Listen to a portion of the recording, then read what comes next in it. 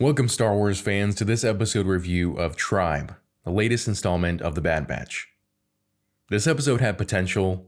Unfortunately, it fell short in delivering the exciting and thrilling story that I still believe we could get.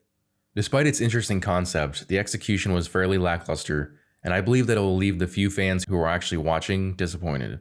The episode follows the Bad Batch as they take in a young Wookiee named Gungi and attempt to bring him to his home planet of Kashyyk. However, their journey is met with challenges and obstacles that I think just create more questions than answers.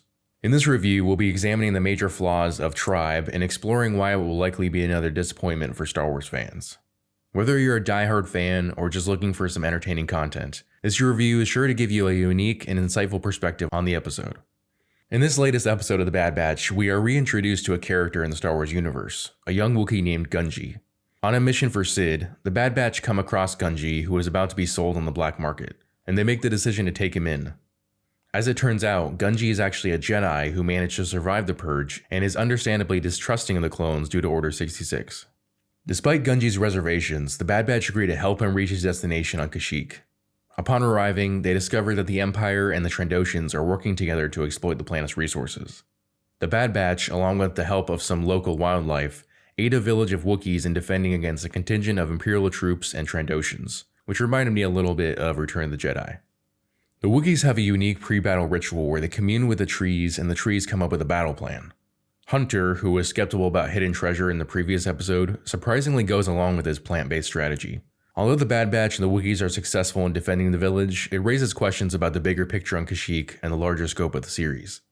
The small scope of this episode only focuses on one village facing off against a limited number of enemies, which makes it difficult to believe that the Empire was never alerted to Gungi's presence on the planet.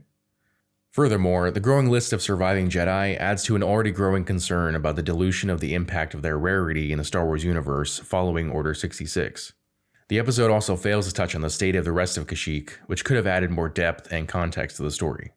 When it comes to this episode, it's a bit of a mixed bag for me. While it definitely has its moments, it falls short in a number of areas that left me feeling unsatisfied. Now, I will say that the addition of Gungi, the young Wookiee Jedi, is a highlight of the episode.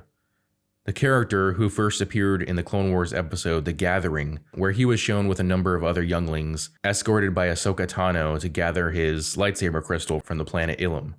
And it adds a new dynamic to the show, but also, again, raises questions about the fate of other Jedi who may have survived Order 66. As well as raising concerns about the impact it has on the overall Star Wars universe and the stakes of the story.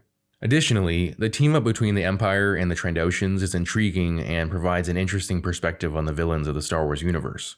However, the focus on just one small village and its skirmish with a small group of Imperial troops and Trandoshans feels underwhelming and restricts the scope of the episode.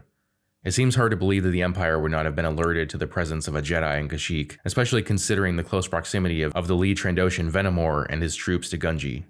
Finally, the decision to have the Wookiee village commune with the trees before battle and to have the trees actually come up with a plan is a questionable one. While it may seem like a unique and creative idea, to me it only creates more questions about the role of sentient beings in the Star Wars universe and their relationship with the Force. A question that we don't get answered. The fact that Hunter, who in the last episode expressed skepticism about hidden treasure, is willing to go along with a plan made by trees, is also a bit confusing and undermines his character. There is an attempt to convey a message about children not being allowed to grow up during war, but to me this falls flat given everything we saw in the Clone Wars, as well as the fact that Gungi was raised in the Jedi Order. From infancy, he was slowly being trained to be a warrior monk who would have spent the rest of his life serving the Republic and contemplating the greater effect of the Force on the galaxy. All in all, while Tribe is an episode that has its moments, it falls short in terms of delivering a satisfying story.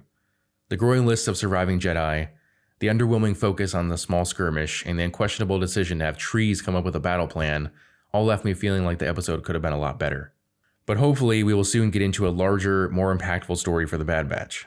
In the whole, it's important to note that while it had some high points, it also had low points that need to be addressed. Despite the intriguing storyline of the Bad Batch taking in a Wookiee who turns out to be a Jedi, and the alliance between the Empire and the Trandoshans on Kashyyk, the episode falls short in several areas. I think the writers need to focus on expanding the scope of their stories and not relying on familiar plot points and characters that drive the narrative.